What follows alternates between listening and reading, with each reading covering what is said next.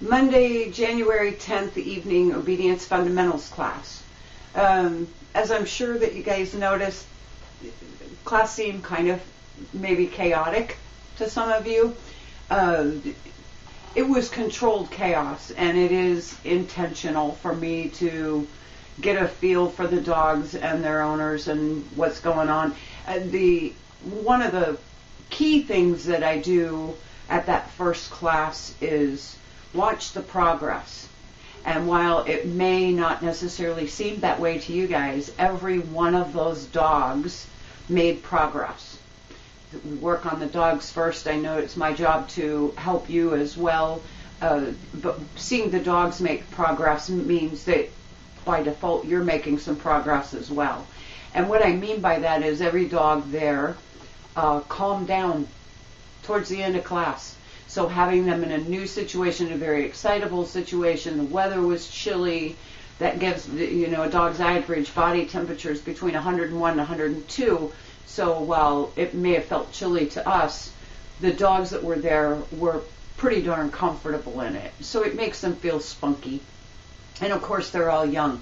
So I was happy to see the progress that happened in terms of the dogs being calmer, the dogs being able to be walked by one another without as much leash movement, dogs lunging and that sort of thing. So that was an improvement. So here's what I'd like to see you guys focus on between now and the next class. A couple of things. Eye contact in terms of your dog's name. You don't need to waste time with a watch me command. It's a middleman command, a middle step that's really unnecessary. If you recall, we want to teach the dogs that their name is the command, and what that command means is to look at me. So by holding the treat like right between your eyeballs, and if you've got dark-eyed dogs, make sure you do it in a well-lit area so that you can actually see their pupils. As soon as they make eye contact, good spot. Remember to reward the command, not the dog. So you don't want to say good boy, good job, that sort of thing in that situation. You want to say the dog's name. Good spot. Say that first. That should be the first thing that goes through your mind versus how quickly can I get them the treat. Because the food's going to be phased out of this. We use it as a manipulation tool, but I don't want any of you to feel like you got to walk through life with a pork chop tied around your neck to get your dog's cooperation. That's not the way friendships and partnerships work. So we will be phasing the food out of that as time goes on. So anyway, you're going to work on that. Once you see that your dog is getting a good grasp of that, one of the quickest ways to test that is just to move the food slightly out to the side, just slightly to start with. Your dog's going to naturally look to the food, say their name, Spot. Initially it's going to be lightning quick, and in some cases it will look at you so quickly and immediately look back at that treat. So don't worry about your hand. Don't worry about that treat. What I want you to do, as soon as you move that treat aside, Spot, good Spot. Then worry about the treat. Get your rhythm down. Don't worry about trying to do them all simultaneously, because like I said, the food's going to go away. In this instance, it's being used as a manipulation tool, not a reward. Your reward is good Spot. So I want you to say their name you don't have to sound like you're throwing them a party, but remember you are talking to your friend, your dog. So, unless you talk to your friends, Susan, don't talk to your dog that way. And I do hear that a lot, and it just comes from frustration. People Spot. When you want your dog to interact with you positively and be ready to follow the next command, then of course you want them to be willing and happy to look at you, not going, oh God, what's wrong with their mood now?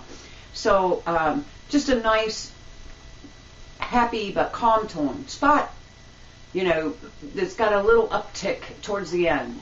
Don't baby talk them, and I'm going to encourage you. The one thing that I did see is the majority of you, where even with your taller dogs, were bending down right in their face. And I get that part of that may have been in fact due to the fact that it was nighttime, we were out on a porch and there was other things going on. But I want you to stand up. Stand up straight. Your dog is capable of looking up at you. Even the tiniest Chihuahua is capable of that. Don't go to your dog. This is one of the things that we need to work on so that the relationship is clearly understood and their position is clearly understood. You want your dog to come to you in terms of them raising their head and making that eye contact. Unless your dog has a cervical or a back problem, which I don't think any of those puppies have, they're perfectly capable of doing that. Now, if you say their name, Spot, Spot, don't change your tone to a begging tone or a frustrated tone if they don't respond right away. If you say their name and they're not looking at you, then make a sound that's going to get them to look up at you and then go, Spot, good, Spot, so that they start learning by cause and effect. And they will learn this very, very quickly. As the days go by, between now and next class, you should be able to hold a treat out to here and say, Spot, and Spot's going to look at you. I also want you to practice holding that as the days go by a little bit longer each time. Spot, good Spot, good Spot, good, good Spot. Then give the treat. This will help when we start phasing the treats out so that the dogs just don't go completely, no paycheck, no play. The other thing, that's the primary thing that I want you, because that is the basis for everything we do. If you're not getting attention from the person or the dog that you're trying to talk to, that you're trying to direct, that you're trying to connect with, then there will be no connection and there's going to be no compliance. So the first thing is I'm learning their name as a command, which means look at me. The next thing, of course, and I will be seemingly hammering on you guys about this throughout the whole class. I don't want you to take it personally. I have to do it with my intermediate obedience students sometimes. I do it with my private clients sometimes for 5 of the 6 weeks, and that is relax with the leash, relax the death grip. This is one reason I like leather leashes. They feel more empowering, and it enables people to hold them without feeling like they've got to do this, or without feeling like they got to wrap it around their hand 19 times. You can keep a leash shorter without doing that. And it's just simply by holding it closer to the dog with your left hand, and if you want the slack taken up, then just have that draped in your right hand. But work on that around your living room in a quieter setting where there's not going to be as much distraction. Hi, baby girl. Where there's not going to be as much distraction and that sort of thing, because it's going to be a matter of changing your body language in this particular instance. None of these dogs know enough yet for it to be about changing them. For us to get the responses we want from them, we need to give them clear signals, and being relaxed with the leash is just so important. I cannot emphasize enough how important that is. So relax on your leash. Hi, baby. And give up your death grip. Just give it up, which is why it's good to practice in your fenced backyard, in your living room, around your house, because there you can set your mind to know that if the dog does happen to get away from you, they're not going to be escaping anywhere. So it's kind of like a double backup that will allow you to start relaxing your thought process on that whole leash thing. Because a relaxed leash is key for good communication. Any tension on the leash is just going to result in pressure from the dog's end, and pressure creates resistance.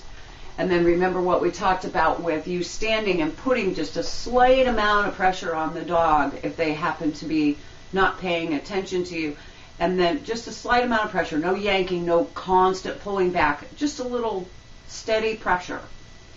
And then as soon as the dog moves into that, put slack in that themselves, without your direction, without you moving. Good job. There's not really a command for that, but we do want to reward it and let them know that, yeah, that's what I'm looking for. I'm looking for you to not put pressure on the leash by moving into the pressure and working with me here. And so practice that. Here again, you can do that in your living room, you can do that in your yard, front, back. Try not to get them out into too many public places this first week and expect these things from them. Certainly their name, command, and that sort of thing. Class is hard enough on them, as you saw, in terms of staying focused on you the first week or two. If you try and practice this in a city park where there's a lot of activity, you're just going to set them up for a lot of failure and yourself for a lot of frustration. So this is, watch the camera, baby. So this is going to be a good opportunity for you to practice setting them up for success by doing it in a calm, controlled environment. Don't get tense with your dog. Don't get frustrated with your dog. Just, they're blank slates right now. They don't know that what they're doing is something that you don't want. That's what we're teaching them. We're teaching them what our expectations are. And until those expectations are taught, there's really no room for disappointment and no room for frustration, certainly. I mean, I understand it, but you can't share it with the dog. Jumping up, here again, no corrections. I don't correct dogs for that. They greet one another. Oops, sorry, my old gal's wobbling around my tripod.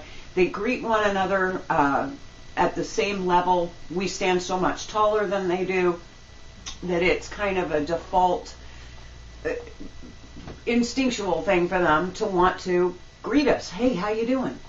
And smell our breath and see our eyes and make that contact. If that's a negative experience for them, two things happen. They don't understand it. They don't understand why it would be a negative. And it's very rarely ever effective. And when it is effective, it's because it's exceedingly harsh. So you can practice this at home. You should absolutely practice this at home every time your dog approaches you, is just keep walking towards the direction that they're coming from. Walk into them, not stomping over them, no kneeing them in the chest or stomping on their feet or pinching their toes or any of that silliness. Just keep moving. And don't be a stationary target. Don't stand there and put your hands out and go, no, down, off. Avoid the verbal communication. If you find yourself just standing there smiling at your dog like this and then they jump on you and you go, no, down. It's good to remember that eye contact with dogs, between dogs, is used to invite, direct, and correct.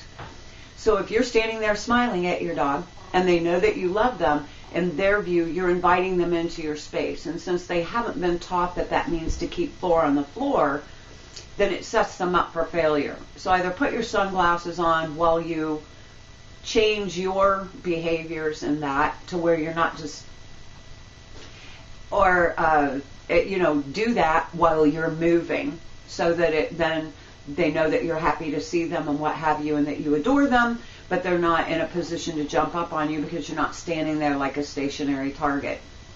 Those are the three things that I really want you guys to focus on this week. We'll worry about things like sit down and that other stuff as the time comes, but we've got to set the foundations. So the foundations are responding to their name by making eye contact.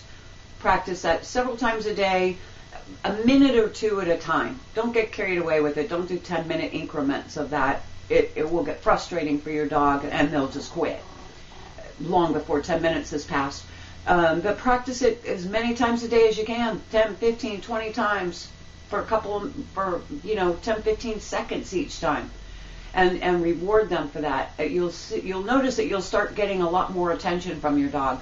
Not them just being in front of you wanting to jump on you all the time, but them actually trying to engage you, which is a great indicator that you're making that connection. And then deep breaths, whatever you have to do, but stay relaxed on your leash and understand that your dog is just learning these things. So they don't understand. But I want you to view the leash as a training tool and a legal requirement, because that's all it is. If you're viewing the leash as something that you use to control your dog versus train your dog, then it's always going to cause you a problem. Because as you see, when your dogs pull you, you're not in control anyway. So anybody has any questions, problems, wants some clarification or some feedback, if you want, you're welcome to shoot me a short video. If you're having a problem that you don't quite get, send it to my email address, which is on my website. Send it to my email address and I'll review it and give you some feedback. If you got a quick question, give me a call, shoot me an email. You can shoot me a text. I'm not great at replying to text. I'm just not really a text gal. So anyway, I think that wraps it up. This is longer than I intended it to be. I apologize for that. And I will see you on Monday evening at 7. Haven't looked at the weather, not going to bother. They're rarely right anyway. I'll look at it closer then, but you guys check the weather, dress accordingly, and we're going to be more out in the yard this next time. The wind was kind of icky and whatnot, but even if it is a little breezy and cool, dress appropriately for it. We're going to get out and move around, have some space. Okay? Have a great week. It was great meeting you all. It's a wonderful group of puppies. It really is. Every last one of them. I know one of you in particular was a little bit frustrated with the high energy of your dog, and it's going to be fine. It's going to be fine. I think it's exactly what that dog needs, and it's going to benefit him and the other dogs as well. I think everybody will benefit from it. So I'll see you guys Monday. Like I said, touch base if you got any questions or problems. Have a great week. Bye.